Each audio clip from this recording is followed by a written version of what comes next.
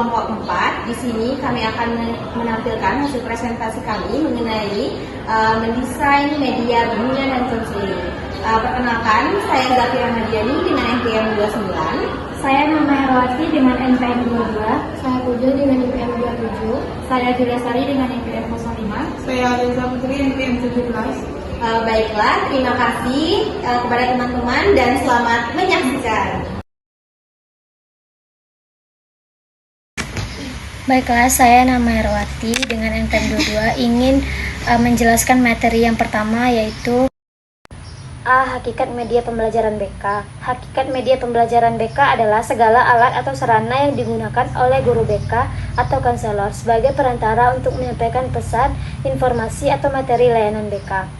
Menurut Asa dan Alsat, media pembelajaran adalah segala sesuatu yang dapat digunakan untuk menyampaikan informasi, menyampaikan pesan dalam proses pembelajaran, sehingga dapat merangsang perhatian dan minat peserta didik dalam belajar. Secara hakikatnya, media pembelajaran memiliki beberapa makna, yaitu diantaranya yang A, media sebagai perantara komunikasi. Media berfungsi sebagai alat penghubung antara konselor dan peserta didik dalam menyampaikan pesan. Yang B, media sebagai alat bantu pemahaman. Siswa lebih mudah memahami materi bimbingan, terutama materi yang bersifat abstrak, seperti pengembangan diri. Yang C, media sebagai sarana menarik perhatian. Media ini membuat layanan BK menjadi lebih menarik dan tidak membosankan, sehingga siswa lebih aktif mengikuti kegiatan layanan. Yang terakhir, media sebagai pendukung efektivitas layanan, membantu meningkatkan efektivitas dan kualitas layanan BK karena pesan yang disampaikan lebih jelas dan mudah dipahami. Yang B, sistematika perencanaan media. Menurut Nur Salim 2013, dalam merancang media bimbingan dan konseling, itu diperlukan langkah-langkah atau sistematika perencanaan yang jelas agar media yang digunakan benar-benar sesuai dengan tujuan layanan. Nah, perencanaan media yang baik akan membantu konselor dalam menyampaikan informasi kepada peserta didik secara lebih sistematis. Menurut Arsyad 2014, beberapa langkah dan sistematika perencanaan media antara lain sebagai berikut, yaitu menentukan tujuan layanan. Nah, menentukan tujuan layanan bimbingan dan konseling itu yang ingin dicapai sehingga media yang dirancang itu dapat mendukung pencapaian tujuan tersebut. Dan yang kedua itu menganalisis kebutuhan peserta didik. Nah, konselor di sini perlu memahami kebutuhan, karakteristik, serta permasalahan peserta didik agar media yang dibuat itu sesuai dengan kondisi mereka. Dan yang ketiga, menentukan jenis media. Nah, setelah mengetahui tujuan dan kebutuhan peserta didik, konselor dapat menentukan jenis media yang akan digunakan, seperti media cetak, audio visual, atau media digital. Dan yang keempat itu menyusun isi atau materi media. Nah, materi yang akan dimasukkan dalam media harus disusun secara jelas, sistematis, dan sesuai dengan tujuan layanan. Dan yang kelima, melakukan evaluasi media. Nah, konselor perlu melakukan evaluasi untuk mengetahui apakah media tersebut efektif dalam membantu proses layanan bimbingan dan konseling. Menurut Akbar 2017 di sini, dengan mengikuti sistematika perancangan media yang baik, konselor juga dapat menciptakan media layanan yang lebih menarik dan mampu meningkatkan pemahaman peserta didik terhadap materi yang disampaikan. Baiklah, materi yang selanjutnya jenis naskah media. Menurut Arsyad 2017, naskah media adalah rancangan tertulis yang memuat pesan, informasi, atau materi yang akan disampaikan melalui media pembelajaran, sehingga proses penyampaian pesan dapat berlangsung secara efektif dan terencana. Secara umum, terdapat beberapa jenis naskah media yang sering digunakan dalam pembuatan media pembelajaran maupun media layanan BK, yaitu satu, naskah narasi adalah naskah yang berisi uraian atau penjelasan materi yang disampaikan secara runtut dalam bentuk cerita atau penjelasan langsung.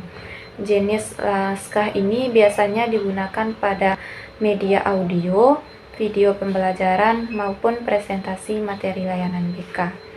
Yang kedua, naskah dialog.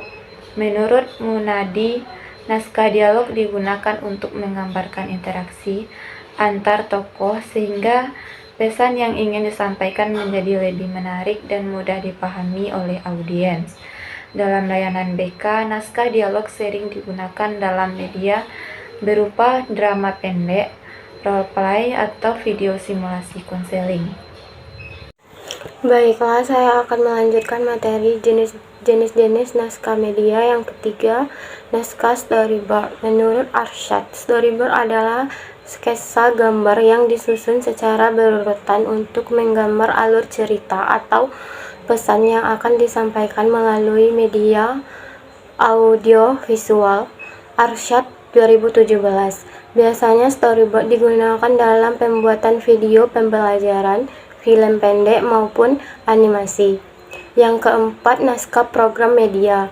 Naskah program media merupakan naskah yang berisi perencanaan lengkap mengenai isi, tujuan, urutan penyajian materi, serta petunjuk penggunaan media.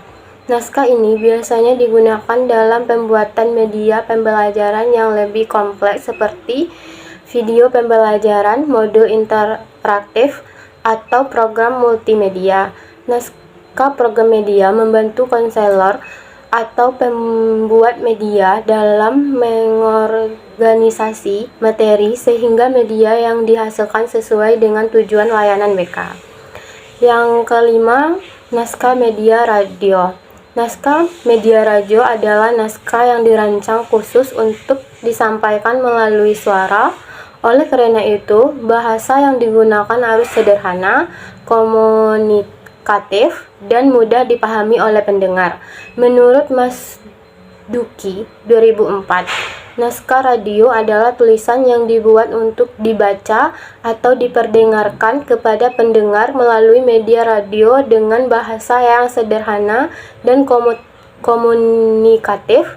Contoh naskah radio: yang pertama, naskah siaran berita radio. Yang kedua, naskah iklan radio. Yang terakhir itu naskah drama radio. Akan menjelaskan materi tentang penulisan naskah media BK. Penulisan naskah media dalam BK adalah proses menyusun materi atau pesan bimbingan yang akan disampaikan melalui berbagai media seperti poster, leaflet, video, presentasi, maupun media sosial. Naskah media dalam BK bertujuan untuk memberikan informasi, edukasi, serta arahan kepada siswa agar mereka dapat memahami diri sendiri, mengembangkan potensi, serta mengatasi berbagai permasalahan yang dihadapi dalam kehidupan pribadi, sosial, belajar, maupun karir. Dalam penulisannya, naskah media BK harus disesuaikan secara jelas, sistematis, dan menggunakan bahasa yang sederhana agar mudah dipahami oleh siswa. Isi naskah juga harus disesuaikan dengan kebutuhan dan karakteristik peserta didik, sehingga pesan yang disampaikan dapat diterima dengan baik. Dengan adanya penulisan naskah media yang baik, layanan bimbingan dan konseling dapat lebih efektif dalam membantu siswa memperoleh informasi dan pemahaman yang bermanfaat bagi perkembangan dirinya.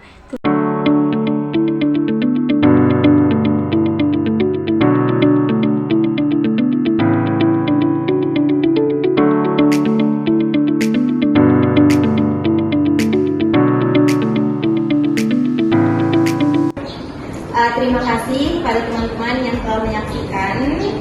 Baiklah, kita kata Assalamualaikum warahmatullahi wabarakatuh.